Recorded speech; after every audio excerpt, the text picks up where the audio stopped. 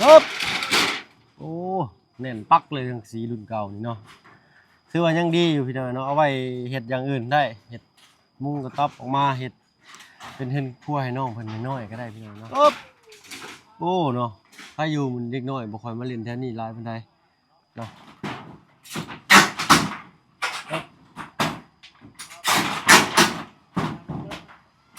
กางเกงสร้างก็เซ็กซี่แท้สร้าง ขอโทษขออภัยปะลุงเลยเนาะได้เติมลายมือเลยได้พี่น้อยเนาะลายมือเลยต้องช้างมาเป็นช้างเลยเนาะเนาะต้องเบิ่งเพิ่นนั่นแหละเนาะก่อนเราเมื่อ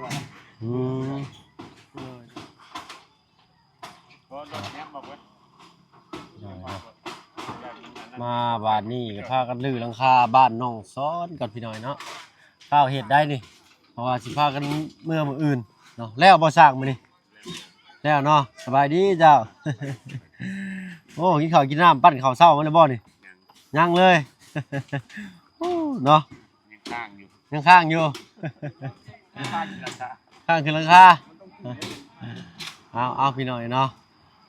แล้วเรียกแล้วงานเพิ่นก็จังถอดจังถอนบ่เป็นหยังพี่น้อยเนาะนะหน้าที่การงานก็ต้องมาก่อนนะเอา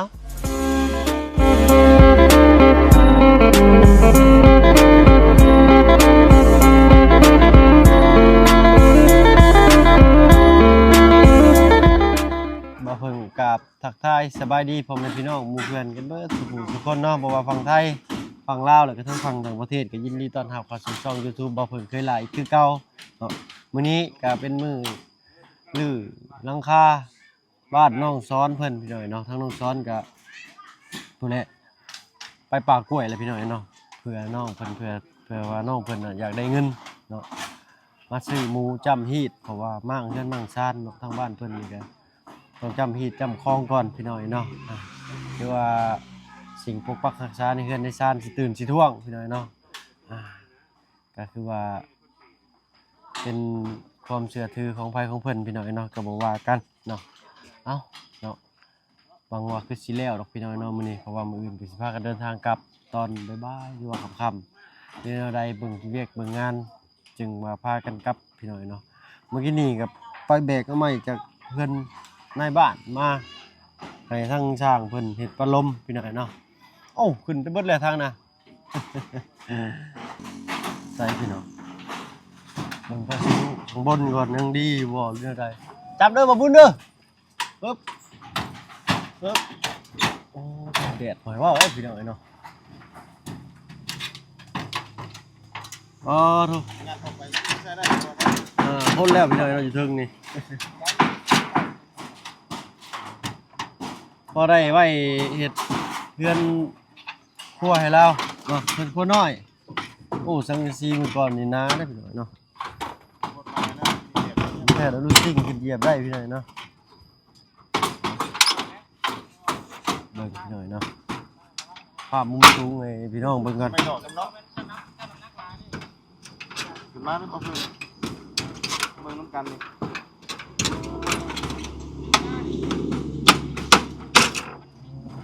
จับไว้ได้ตุเงือบลงนี่พอแห้งนี่เนาะมีทั้ง3สร้างขึ้นมาข้างบนพี่น้อยเนาะแล้วมี3ตากล้องเนาะเก็บภาพบรรยากาศวิวทิวทัศน์ก็ให้ป้าลุงได้เบิ่งกันแบบใกล้ชิดกันเลยทีเดียวพี่น้อยเนาะตอนมากเนาะโดยตอนมุ่งนี่บ่ไปใกล้เพิ่นได้เพิ่นเมื่อยยันถือคอนตีเพิ่นเนาะ อันนี้โอ้แพงเซล่าเซลเพิ่นอยู่หลังคาพุ่นเนาะเดี๋ยวสิให้อ้ายเพิ่นเก็บไว้ให้น้องๆซ้อนเพิ่นก่อนพี่น้อยเนาะเอาไปใหญ่บ่อนใหม่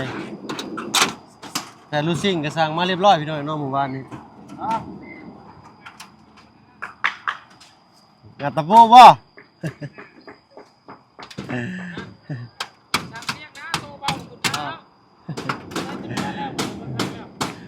ยังเพิ่นยังโตเบาอยู่ยังโตลอยอยู่เพิ่นว่าเนาะ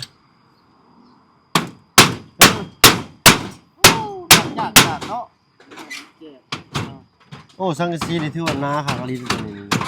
ยังหนาอยู่แม่นเลยมื้อนี้บางๆเลยอีกใช้กระดาษ A4 ยังเพิ่นบ่สู้กระดาษ A4 ซ้ำแล้วตู้ป้าเยอะนี่ เจ้าอย่าไปยืนยังแบบนั้นเนาะเอาหน้าแฟนหนึ่ง ปึ๊บ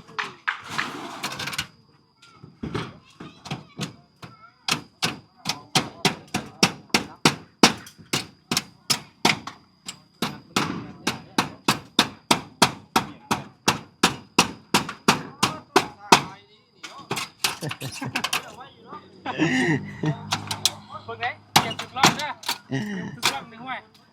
รีบมีดแน่นี่โอ้ยบ่ไหวแล้วข่อยมึนหัวแล้วลงก่อนมาเลยคือโดนร้ายบ่ได้แล้วเนาะ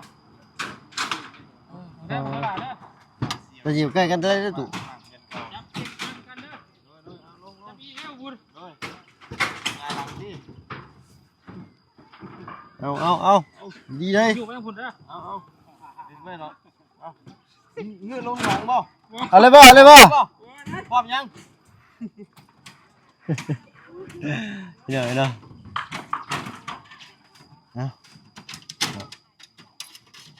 ว่ามันสิไหวกับบ่ไหวได้ตอนมากเนาะ อันนี้นี่ท้องฟ้านี่ค่อนข้างปลอดโปร่งแต่แดดสุดยอดเลยพี่หน่อยเนาะลือครับมุ้งใหม่นี่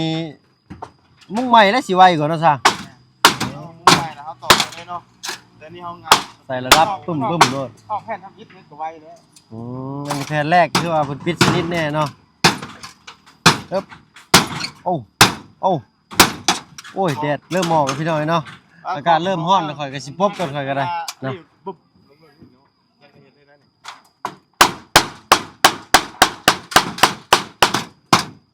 เบิ่งแน่บ่บุญ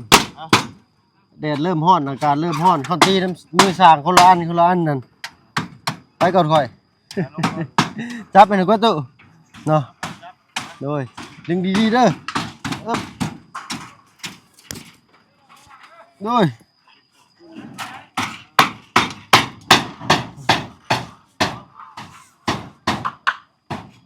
โอ้อะเนาะทางช่างเพิ่นอยู่หลุมนี้เราเป็นกาสีกบไม้ให้เนียนๆเนาะเพิ่มความสวยงามพี่หน่อยเนาะแผ่นนี้ก็เป็นแผ่นพัดลมอันนี้ก็เป็นแผ่นปิดช่องรอยต่ออันนี้ก็เป็นลบหลังคาโอ้คือสิแน่นหน้าดีอยู่ในบ้านน้องสอนนี่เนาะปึ๊บทางขายยังอ่ะนะอืม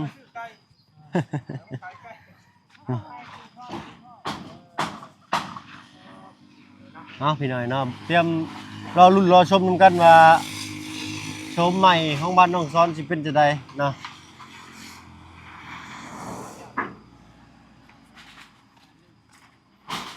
ปึ๊บขออนุญาตขึ้นเฮือนเด้อ เนาะปลาลุงเพิ่นว่าวิวทิวทัศน์ทางบ้านน้องซ้อนแนมออกไปทางฝั่งถนนเบิ่งนี่เพิ่นว่าเพิ่นมักเพิ่นชอบเพิ่นว่าเนาะงามดีเพิ่นว่าตอนค่ำๆแดดส่องออกมานี่สิงามเลยพี่หน่อยเนาะปึ๊บไปสร้างเชียงนำทางก่อนเบิ่งอยู่ห่ะ มาแล้วมาพี่บ่บ้างแล้วมาพี่เลยพี่นะ กองไว้อยู่เทิงนี่เวลาจังปอดลงบ่ซะเมื่อวานนี่ย่านฟ้าย่านฝนเวลาอันลื้อแล้วนะสร้างก็เลยพาน้องเพิ่นปิดไว้คักแน่ปึ๊บโอ้เฮ้ยหนูแล้วพุ่นหังหนูนี่โอ้ไม่ดอกเนาะพุ่นหนูลายดีนี่ อยู่ไม่ได้อยู่ไทยนะดูไม่ได้อยู่ไทยดู นั่งซีตราเผ็ดพี่หน่อยเนาะไม่ดอกเลยนี่เนาะเอาคันว่าไม่เส้นบ่ห่วงบ่พ่อได้ก็แจ้งทั้งว่าบุญผมบ่ได้เนาะสั่งเนาะปึ๊บ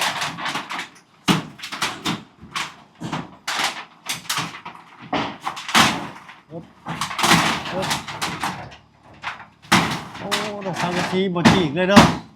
ตะปูทอนเลย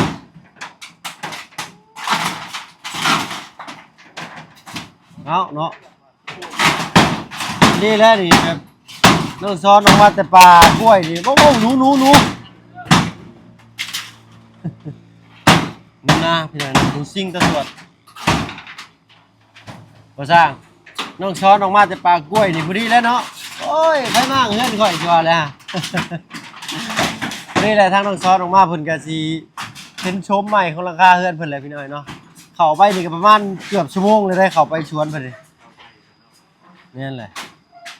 เอ้าบ่ต้องย่านดอกบัดนี้เนาะเพราะว่าเพิ่นย้ายลงเบิดเลยของปลูกปักรักษาเพิ่นก็ได้ เนาะไปพี่น้องเอ้ยเนาะย้ายลงเบิดเลยเนาะพอเนาะโอ้ยเอาไปจะหน่อยจังพาพี่พาน้องมาเบิ่งอีกเทื่อนึงพี่น้องนะยังกินบ่ได้เทื่อเนาะเอาไปนี่บ่เกิน10หรือ20นาทีกลับมานี่คมวงไว้สิจำได้พี่น้องเนาะหากลือได้ 3-4 แผ่นไปติดตามรับชมภาพบรรยากาศกันพี่น้องเนาะเนาะเราถ่ายจังหน่อยก่อนเนาะห้านค้าเพิ่นยังบ่ทันเปิดซะบ่จักปึ๊บเอ้าทางบ่าวบุญบัดป่ายังอยู่เทิงๆบ่ได้นี่เนาะคอยเด้อ อันนี้เป็นสังกะสีเก่าตั้งแต่เป็นของครัวน้องเพิ่นเนาะตอนนี้โอ้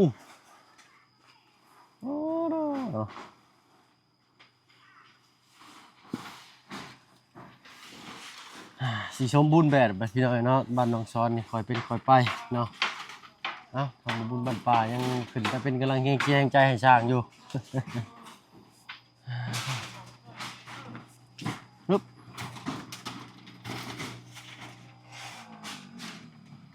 โอ้ยน้องซ้อนผลมานี่คือสิยิ้มไปเปื่อยๆพี่น้อยเนาะอยากเห็นภาพนั่นอยู่แล้วเขาก็ได้เช้าอยู่น้องเพิ่นกับฟ้าวไปพี่น้อยเนาะยันมีเงินมาซื้อหมูเห็ดจำฮีดเนาะ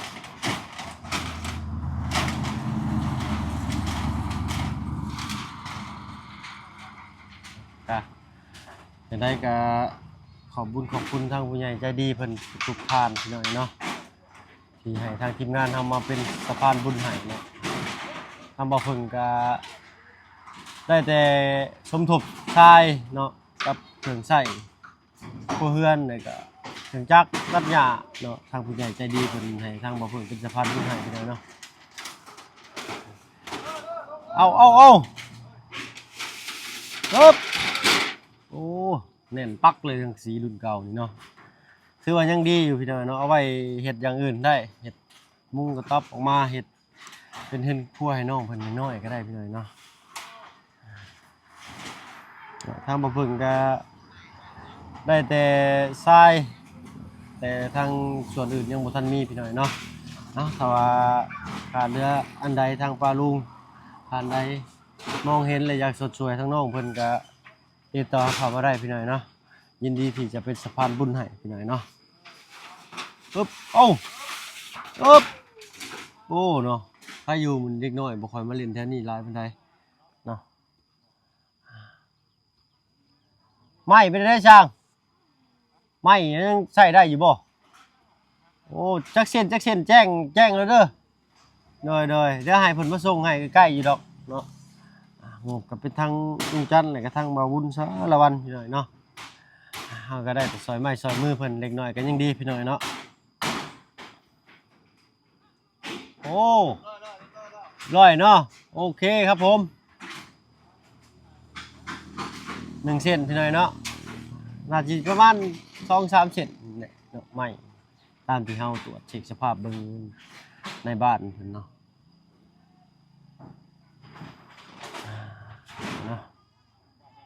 ฮ้อนนะบาดนี้เอ้าฮักลีนี่ก็ยังสิโอเคอยู่เนาะถือว่าฟ้าฝนก็เป็นใจมื้อนี้เนาะเพราะว่าแต่ว่าฮ้อนนี่ยังพอ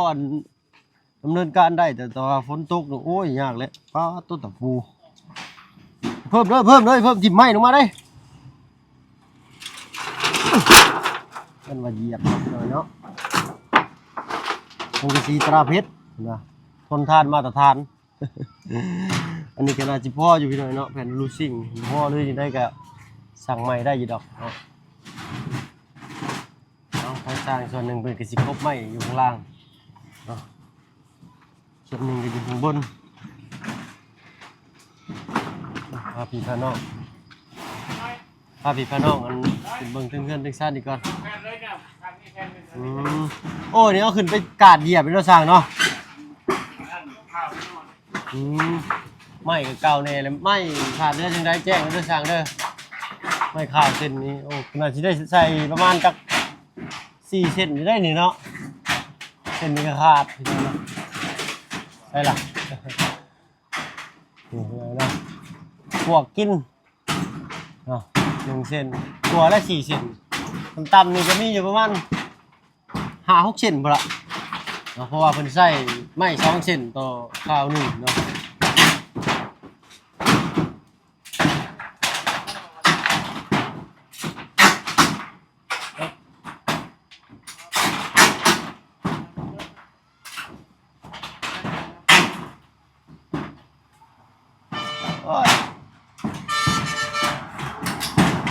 กางเกงสร้างก็เซ็กซี่แท้สร้าง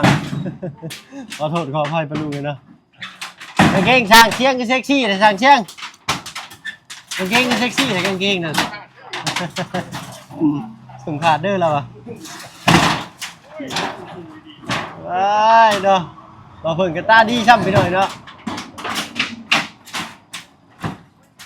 เอาไปหน่อยเนาะอ๋อตัวใหม่อ่อนนุ่มๆรีนี่เนาะคุณนะ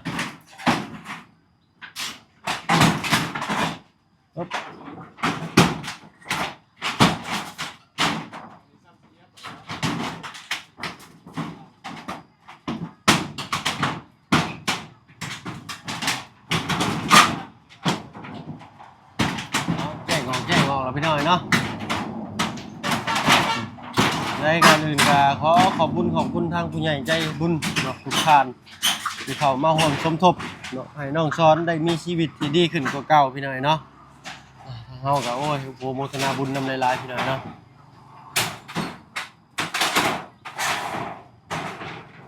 เฮาก็ซอยยังบ่ได้หลายก็ซอยเดือดซอยแห้งกันยังดีพี่หน่อยเนาะเป็นหูเป็นใต้อีกแห้งนึงไปกระบอกเสียง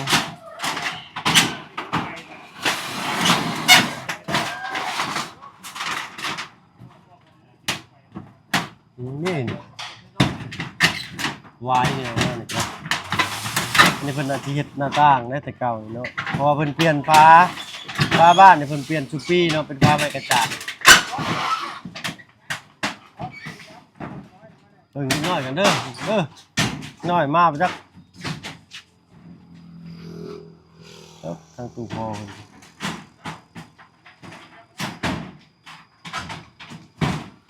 อะไรต่อจำบันไดบ่โดย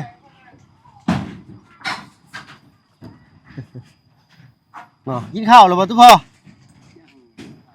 เอ้าคือว่าเห็นมุกยังอยู่หั่นนะ กล้วยมุกแดกตา เอ้าจำจักบาทเป็นแนวใดบ่บ่ได้เติมติมื้อนี้เนาะ บ่แล้ว เนาะคือเห็นเพิ่นจะ บ่ได้แล้ว สภาพเพิ่นนี่คือว่าบ่ได้เติมลายมือเลยได้พี่น้อยเนาะ บ่แล้ว ลายมือเลย ต้องช้างมาเป็นช้างได้ช้าง เนาะต้องเบิ่งเพิ่นนั่นแหละเนาะ ก่อนเราเมื่อ เนาะ 3คนหมดปวดหูปะ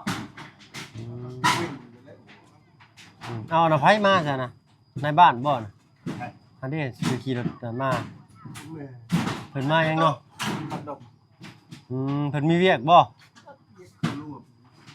เพิ่นมาร่วมอยู่นี้เนาะ รวบ อ๋อโดยก็เรียกว่าเพิ่นมีเวียกกับสร้างกับหยังอ่ะนะสิได้เอิ้นเพิ่นให้เนาะโดย มาจำปีแล้วก็บ่รู้ไปแล้วแล้ว น้องช้อนคือว่าไปแต่เช้านี่ไปหาเงินบ่ ก็มาตะกล้วย ตะกล้วยมาขายเอาเงินไปซื้อหมูมาจำที่น้องคือว่าอะไรถามน้องเพิ่นเช้านี่เนาะชี้หน้าน้องเพิ่นบ่ค่อยดีเพิ่นบ่กล้าเว้ากับซุมเฮานะเนาะ จำหมู เด้อ เอาลงมาแล้ว มื้อนั้นก็ที่เอารถดินอึ๊บโอ้ยลงเลยพี่น้อยเนาะเบิ่งเด้อสร้างเอ้ยไหลลงมาหั่นน่ะหับบ่ทันได้นี่เอาเนาะขอบใจทั้งตู้พ่อหลายๆฉันน่ะก็ได้ โอ้น้ำสร้างก็นี่เบิ่งชิมมันก่อนพี่น้อยเนาะยังดีนี่กล้วยสร้างเพิ่นได้นี่ก็บักม่วงสร้างเพิ่นเอามาสู่กินพี่น้อยเนาะนี่น้ำบ่เพิ่งไปพี่น้อยเนาะเฮาก็ได้หากินข้าวกินน้ำก่อนเนาะนะว่าสิไปเมื่อกี้นี่ก็ปึ๊บให้จบคลิปนั้นว่าให้ลุงเบิ่งก่อนพี่น้อยเนาะภาพบรรยากาศลือเฮือนมั่งชานน้องซอนเนาะเอาเฮาก็สิเก็บภาพบรรยากาศนี่ไว้เป็นที่ระลึกก็แล้วกันพี่น้อยเนาะเพราะว่าภายภาคหน้าบ้านน้องซอนนี่สิเปลี่ยนไปเนาะน้องซอนคิดฮอดคิดถึงยามใดก็ให้กดเข้ามาเบิ่งวิดีโอนี้พี่น้อยเนาะว่าทางใดยังเข้ามาบ่เห็นน้องซอนคือไผนั่นก็สามารถเข้ามาติดตามรับชมคลิปวิดีโอเนาะที่พวกเฮาได้ถ่ายลงบันทึกไว้พี่น้อยเนาะโอ้ยเริ่มเมื่อยเลยเว้าบ่ถึงพี่น้อยเนาะหิวข้าวหิวน้ำเลยไปสำหรับคลิปนี้ก็สิขอตัวลาลงแล้วพี่น้อยเนาะพบกันคลิปหน้ากันแล้วกันโอ้กินแต่น้ำแต่เช้ามื้อนี้รู้สึกว่าท้องเจ็บบ่เลยนี่เนาะให้ข้าวกินน้ำก่อนเอาเด้อสร้างเด้อสู้ๆเด้อคอยเด้อ ไม่แห้งกันอ่อนอยู่ซ้ำพี่น้อยเนาะไปพบกันคลิปหน้าคลิปนี้ลาแล้วพี่น้องเอาเป็นว่าสบายดีเนาะ